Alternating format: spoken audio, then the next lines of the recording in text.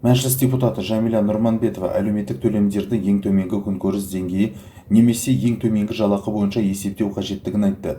Депутат мәжіліс отырысында айлық есептік көрсеткіш өлшемін қолданудан бас тартуды ұсынды.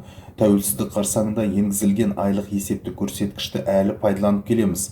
Бұл жоспарлануға ыңғайлы шығар, бірақ АЕК-тің экономикамен де жалақымен де еш байланысы жоқ. Сондықтан алдағы уақытта әлеуметтік төлемдерді бір көрсеткіш не ең төменгі күнкөріс деңгейі, не ең төменгі жалақы бойынша аудару керек деп санаймыз, дейді ол.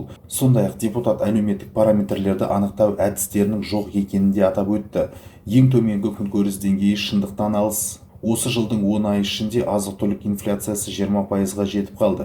Яғни зейнетақы мен жәрдемақыларды есептеуге арналған ең төменгі күнкөріс деңгейі азаматтарды лайықты әлеуметтік төлемдермен қамтамасыз ету мүмкіндігін бермейді, дейді мәжілісмен. Депутат еңбек және халықты әлеуметтік қорғау министрлігіне күнкөріс деңгейін есептеу әдістемесін жетілдіру жұмысын бастауды ұсынды.